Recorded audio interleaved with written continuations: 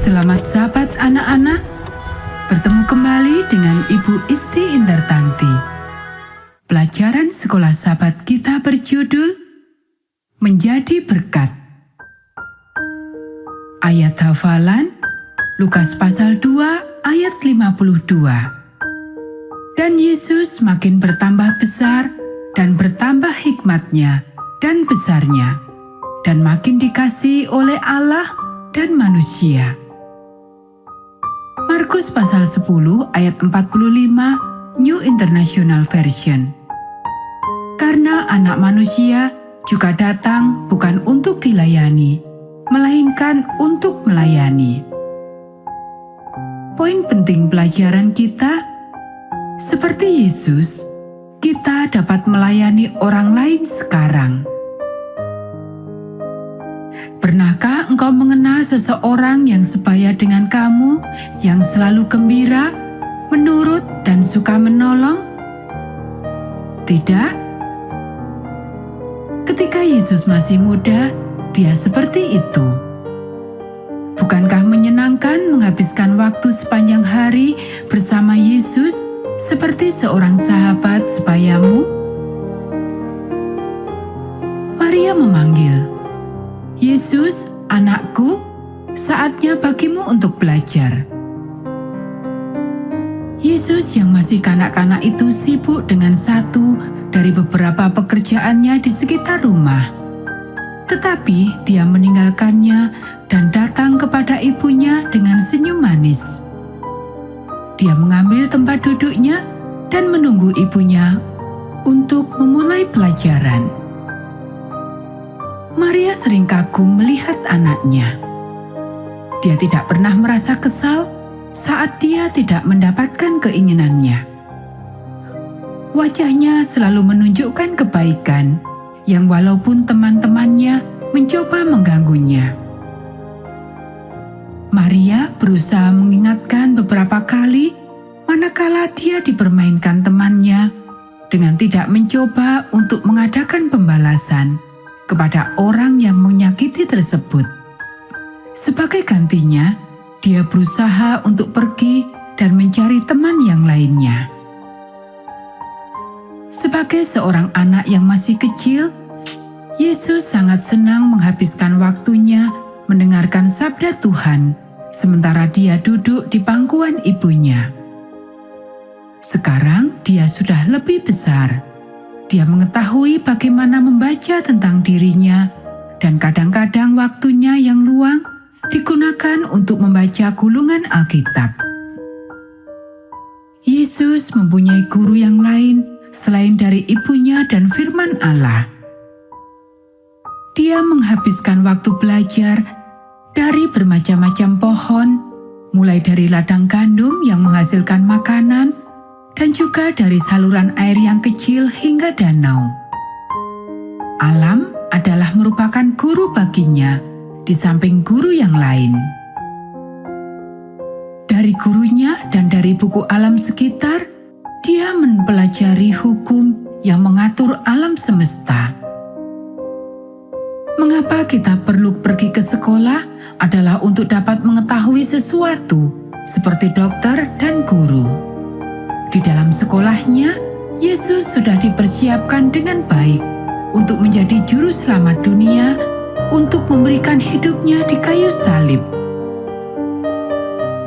Tetapi Yesus tidak menunggu sampai ke salib untuk memberikan hidupnya. Selagi dia masih muda, dia menghabiskan waktunya melakukan yang baik kepada orang lain. Dia selalu berusaha dalam berbagai cara untuk menyenangkan orang lain. Dapatkah engkau bayangkan pribadi seperti itu?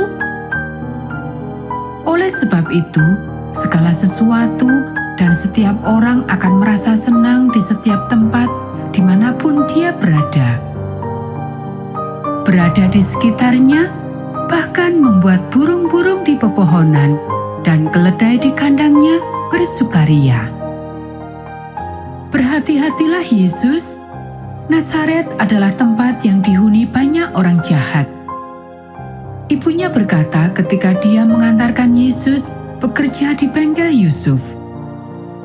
Yesus menyadari betul alasan mengapa orang tuanya memilih Nazaret untuk tempat tinggal adalah karena mereka telah dituntun ke sana oleh Tuhan setelah bersembunyi dari Herodes di Mesir. Yusuf bertumbuh di Nazaret dan dia tahu apa yang orang pikirkan mengenai kota itu.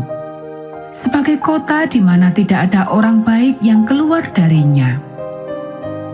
Itu adalah kota yang sempurna untuk Yesus bertumbuh dan membuktikan bahwa kebaikannya tidak pernah berubah walaupun dikelilingi oleh kejahatan dan keburukan.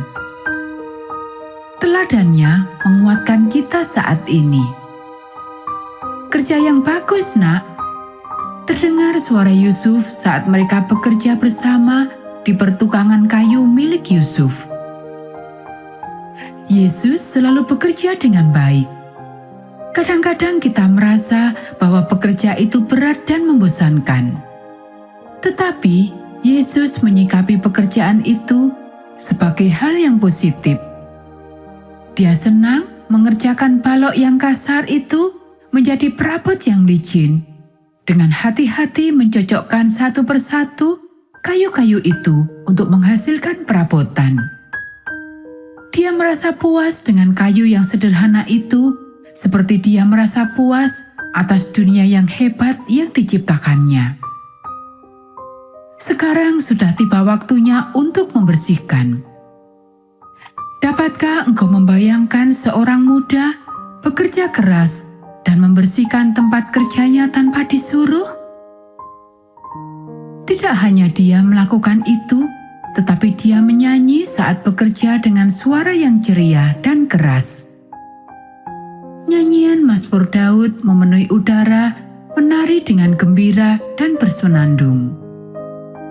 Beberapa malaikat kegelapan terbang menjauh ketika mendengar nyanyian suara musik memuji Tuhan.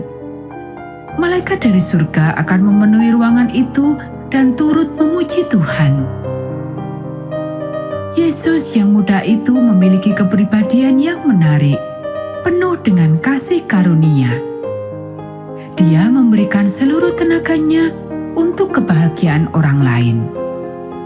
Allah berkata, "Itulah hambaku yang kupegang, orang pilihanku."